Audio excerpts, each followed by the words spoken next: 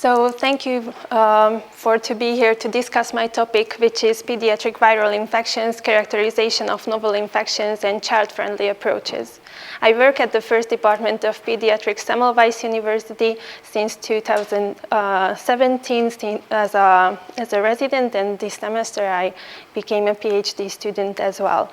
My mission is to give kindness, care, and comfort for those who seek help in healthcare, meaning like utilization of child-friendly approaches, and to help those who are lost in the system, like those who have long COVID syndrome. And my vision is that the feeling of safety, meaning of the level of care and will be natural for our patients. Okay, so this semester I had several projects. The first was to evaluate the medical characteristics of children with long COVID syndrome. The second was to establish a high-level registry with the Réka platform. And meanwhile, we started to investigate whether nasal vaccination should be the preferable approach for influenza prevention. So our first project started in March in 2021, and we already submitted our first paper to a Q1 journal, which is Pediatric Research, and it's in major revision. So long COVID syndrome was a new entity, which is really complex and has a great impact for our children's everyday lives, which can mean that they cannot continue to even go back to school. And still there is no clear guidance how to treat them. That's why systematic detailed studies with medical assessment finding could aid the process of creating those guidelines. So we wanted to discover the main clinical findings of these children, meaning of physical examination, laboratory imaging, and consultations. And our hypothesis was that the amount of clinical findings will be low and diverse and different from those from the adults. Here you can see that they had a huge amount of different symptoms, and their quality of life was also decreased, which you cannot see, and the ratio of symptom-related positive findings were low. But we need to conclude that we also could diagnose autoimmune thyroiditis in 7% of all cases, proved by ultrasound after laboratory testing. Our main strength was the in-person multidisciplinary assessment, but our major limitation was that we didn't have a control group at that moment. But we could say that these symptom-related conditions were detected only in a minority, and this could help to rationalize the list of recommended examinations. We will facilitate to include thyroid screening in the future guidelines, but controlled studies will be needed to create these evidence-based pediatric guidelines. Our second project was, in the meanwhile, to create a Hungarian Pediatric Long COVID registry. And now we have more than 400 patients at our single center, but in our 3 centers, we have more than 600 patients prospectively collected data. So we needed to move our data from Google Form to Réka, which was a huge project, but now we can collect our follow-up data here, and we also started our controlled group studies with this research-friendly platform. And we are about to finish our data cleaning at the moment. And in September, we also started to evaluate whether nasal vaccination could be the preferable child-friendly approach for influenza prevention. We also know that we have several different methods for influenza prevention. One of them is the injectable form, but because of this is a non-compulsory vaccination form, there are several different things that can help us if we want to take this vaccination or not. And one of the main factors is that it's being painful, which is critical for children. And we have a live nasal vaccine which can change this hesitancy in vaccine uptake.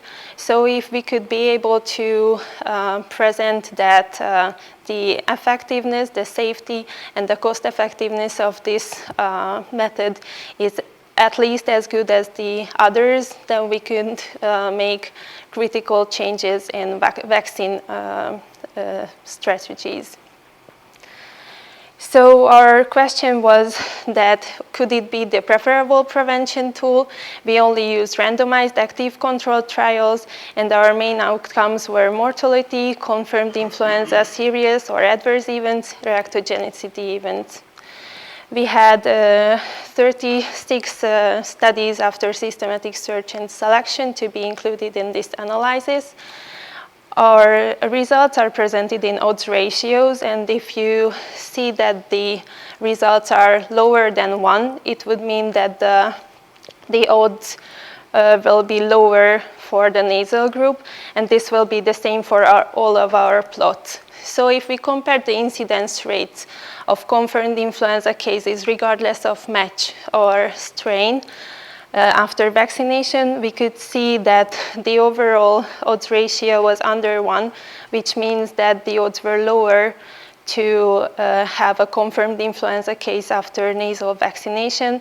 But we also need to say that the heterogeneity was high, so our next project was to further investigate with subgroup analyses which could influence this heterogeneity.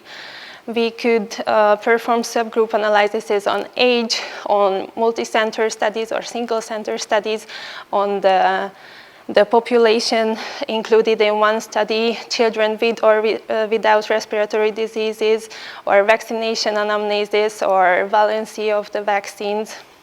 And we could see that in multicentric studies, children with respiratory diseases and in the youngest age group, we could see the same result with a lower heterogeneity.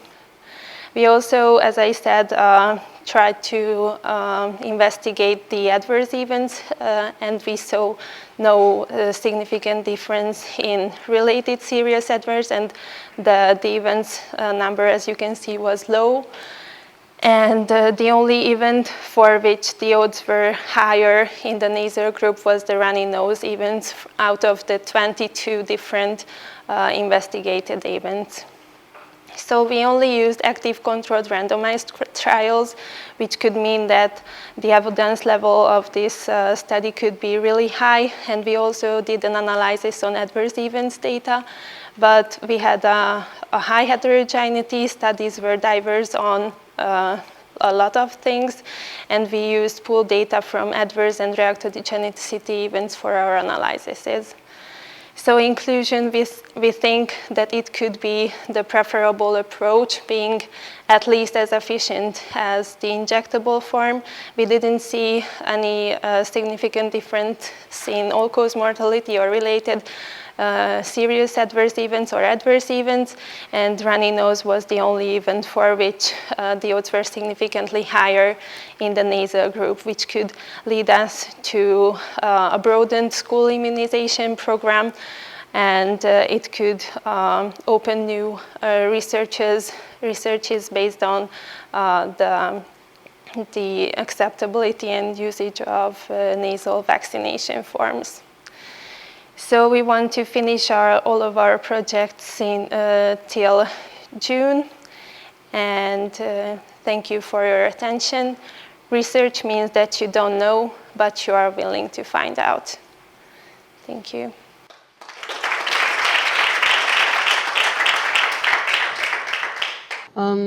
You mentioned earlier that you are conducting control studies. Can you please describe what are these controlled populations? What are their characteristics? Thank you. So we are started to conduct controlled studies for patients with long COVID. And it's an international debate how to have control groups for children with after COVID, because it's really hard to say who got the infection, because we will see that lots of children, I don't want to spoil it, but has an asymptomatic disease, and children also got vaccinated after a while. So we needed to search for new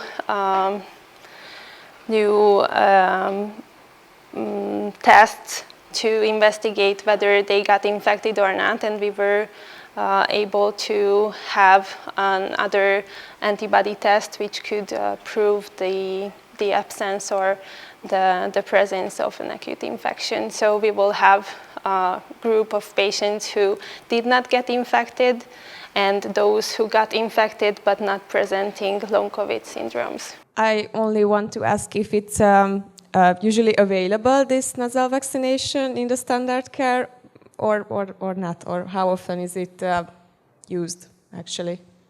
So it's not a new form, especially in the States or Canada, or in the European Union. It's widely used, especially in England.